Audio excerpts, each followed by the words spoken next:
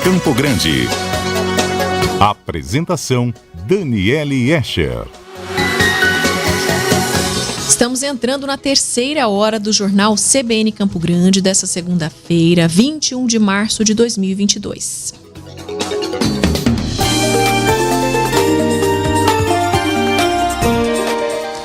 E hoje é o Dia Internacional de Combate ao Racismo, por isso nós vamos conversar com Eugênia Portela, doutora em Educação e vice-coordenadora do Núcleo de Estudos Afro-Brasileiros da Universidade Federal de Mato Grosso do Sul.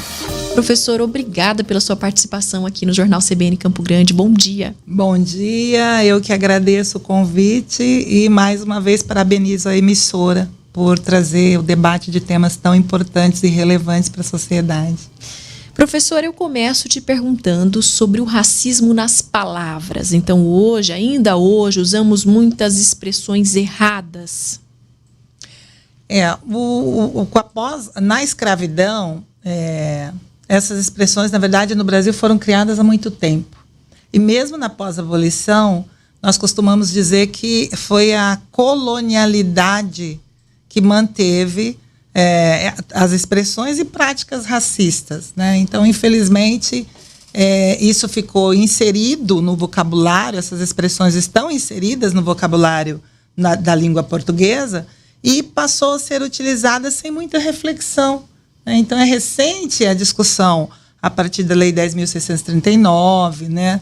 As lutas antirracistas que passaram a colocar em debate na sociedade que essas expressões inferiorizam e subjugam determinadas pessoas na sociedade. No caso do Brasil, os negros, né, e os indígenas também.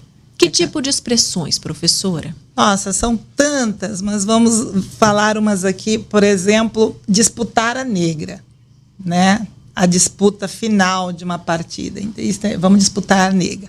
Então, essa é uma expressão muito forte e que agride muito a nós, mulheres negras, por estar se referindo a uma disputa de uma escrava, quando se fazia isso. Então, era um jogo entre os senhores e quem ganhasse o jogo, a disputa, ficava com a mulher negra, né, escravizada.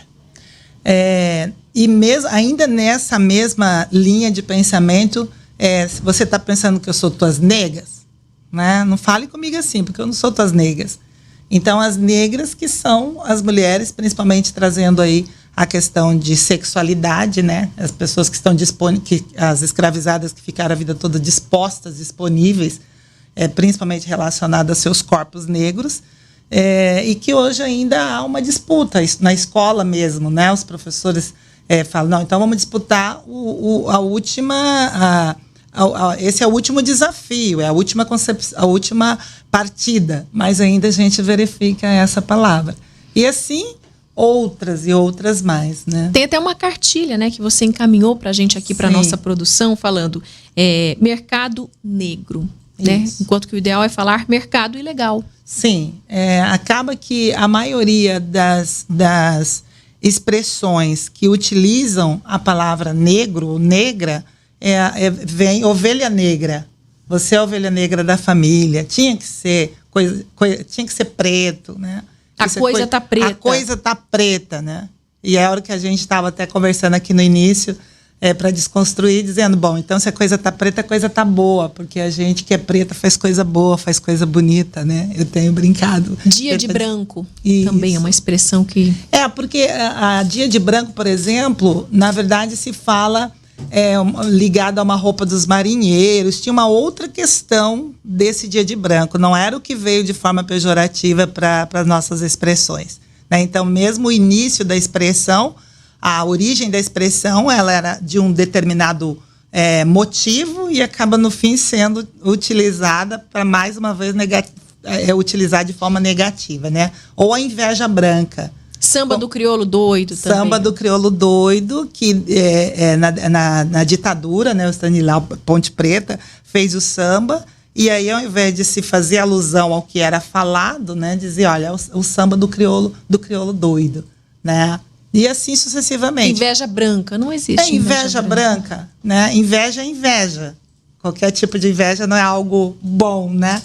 e coloca o branca como se fosse possível amenizar a questão da inveja, né? Inhaca, né, sendo associada a mau cheiro também. Isso, quando na verdade não é esse significado, porque tem um significado... Na verdade, nós temos muitas palavras de origem africanas, né? E a nós foi negado, nosso currículo eurocentrado, foi negado a gente conhecer tantas palavras que nós utilizamos e que não sabemos que são palavras de origem africana. Então, ao invés de vir de forma positiva para dentro do currículo escolar formal e assim mesmo a educação não formal, aparecem, infelizmente, essas palavras mais pejorativas. Por fim, para a gente, né, trazer, eu sei que tem várias expressões que é importante a gente trazer para esse debate, mas criado mudo é uma também, ficou, né? Por muito tempo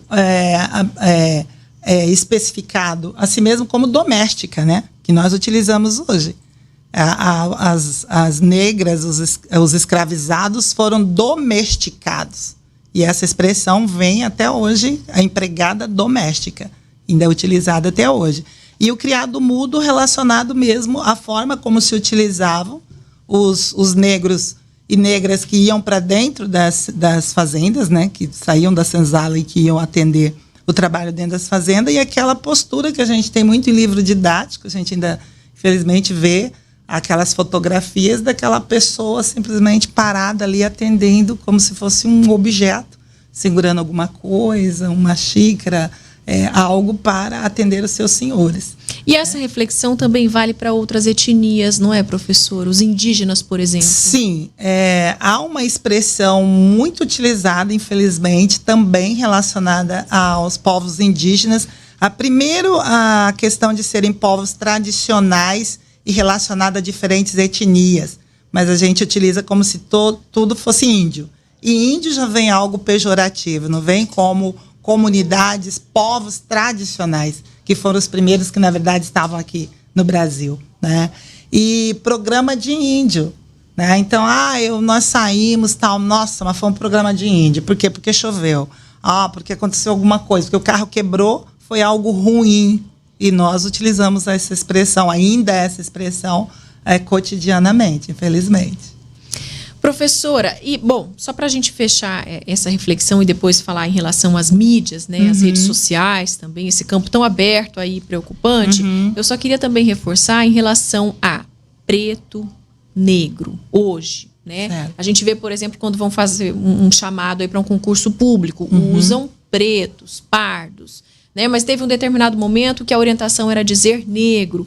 O que se pode falar hoje em relação a isso? Sim, se nós estivermos nos referindo à categoria reconhecida pelo IBGE, porque antes do IBGE estipular essas 5 categorias, nós tínhamos mais de 135 autodeclaração de pertencimento. Tem um documento que mostra o quanto que a identidade negra ela ficou muito tempo diluída e não fortalecida, porque você podia chamar a pessoa de moreninha, marrom bombom, cravo e canela, cor de cuia, chocolate, todas essas coisas muito diluídas relacionadas ao seu pertencimento étnico-racial. Quando o IBGE estipula, ele vai dizer 5 categorias da cor raça, né, que é preto, pardo, indígena, amarelo e branco. Então, você dizer a autodeclaração da pessoa, quando ela se autodeclara, ela pode dizer que ela é preta, ela pode dizer que ela é parda, ou ela pode dizer que ela é negra. Não tem não tem a expressão certa ou errada. Mas o que a gente tem que ter cuidado é realmente como que essa pessoa se autodeclara, né? Porque a autodeclaração ela é individual. A identificação ela é coletiva. Então, eu posso me autodeclarar uma mulher negra e na coletividade as pessoas me identificarem como uma pessoa parda ou como uma pessoa preta, né? Então, não tem hoje o certo ou o errado. Utiliza-se negro, a categoria negro, unindo-se sociologicamente falando e para juntar os dados da estatística, quando você vai colocar desigualdade, você junta pretos e pardos. E quando você vai verificar, por exemplo, o acesso à universidade, os pardos continuam entrando mais do que os pretos. Isso é um bom assunto para a gente abordar também, sim, professora, com certeza. Sim. Agora, por falar em cuidados, né, que a senhora citou aí nessa última resposta. Cuidados com as redes sociais, né? Porque eu acho que isso está gerando também uma discussão muito grande. É um campo muito aberto, muito livre, muito democrático, ok. Mas, infelizmente, muita gente se aproveita também para agredir as pessoas, para usar palavras que não deveriam ser usadas, né? A rede social, essa questão do racismo e também a agressão às mulheres é muito violenta, é perversa, na verdade é perverso, porque utilizam justamente das suas características fenotípicas para te agredir, né? E sabem como agredir. Então, as características, por exemplo, nas eleições, as mulheres negras foram muito agredidas nas eleições, as candidatas, as mulheres de uma forma em geral. Mas quando você faz o recorte dos xingamentos, é muito cruel o que vem para a mulher negra, né? Remete assim a coisas assim absurdas, expressões que você imagina que ninguém nem iria falar mais, né? E a rede social ainda a gente tem a dificuldade de identificar, né, os agressores e se escondem atrás, né? Se protegem, né? Infelizmente de uma forma covarde, né? Se escondem através nas redes, nas mídias e promovem esse tipo de ataques. Então, não é fácil, né? Não é algo assim, porque a pessoa negra, ela traz essas marcas a vida toda, relacionadas a apelidos na infância, questão de cor de pele, cabelo, boca, nariz. Então, quem é negro, que tem características fenotípicas negroides, sabe o que passou a vida toda, né? A escola avançou muito, principalmente com a Lei 10.639, o trabalho, a discussão no 20 de novembro, mas é muito difícil, né? Então, por exemplo, a mulher se candidata, já tem uma dificuldade na política. Exatamente. E aí, quando ela coloca as suas propostas, é comum, agora começam os ataques.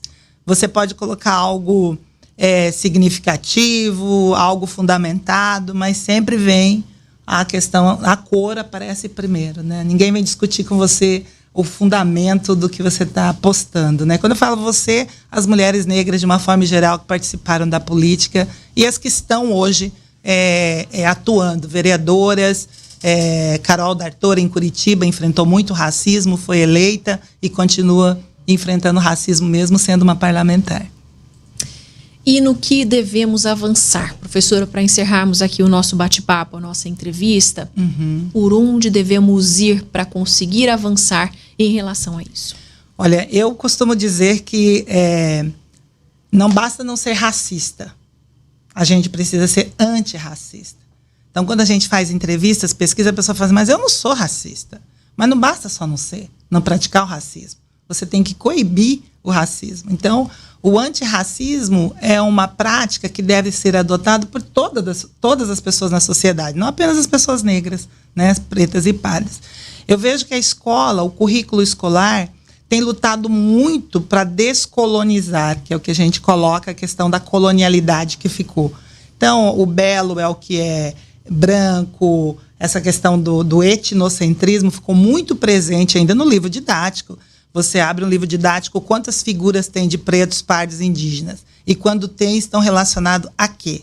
Então, o livro didático mesmo continua tendo imagem de pessoas brancas, famílias brancas. Para ser o bom, é algo que tem que ser branco. Então, a gente vê pela escola o caminho, não tem outra forma de não ser pela educação, né? Desde do ensino, educação infantil até o nível superior, mas a escola sozinha e o currículo não dá conta. Por exemplo, essa ação que vocês realizam aqui, quantas pessoas vocês atingem? Né? E pessoas que já passaram pela escola, por exemplo. E a discussão dentro do currículo escolar ela é muito recente, ela foi em 2003, com a Lei 10.639, né, que inseriu História e Cultura Africana, Afro-Brasileira, e depois a de 2008, que inseriu a discussão indígena. Mas é pouco, né? Deixar por conta da escola coibir bullying, coibir violência de gênero, coibir racismo, todas as outras questões somente para a escola é muito pouco. Então, eu vejo que a sociedade como um todo, os veículos, né, a comunicação, como vocês estão sempre trazendo e oportunizando o debate, é de suma importância para a gente conseguir reverter esse quadro. Professora Eugênia Portela, doutora em educação e vice-coordenadora do Núcleo de Estudos Afro-Brasileiros da Universidade Federal de Mato Grosso do Sul, conversando aqui com a gente. Aí, professora, se tivesse mais tempo, eu ia até às 11 da manhã aqui batendo papo. Muito obrigada, viu? É tão importante mesmo trazer isso, né, para trazer esse assunto, trazer esse tema para discussão. Ainda mais em um dia como hoje, Dia Internacional de Combate ao Racismo. Bom dia, obrigada pela sua entrevista. Eu que agradeço, bom dia, sigo sempre à disposição de vocês. 10 horas e 24 minutos em Mato Grosso do Sul.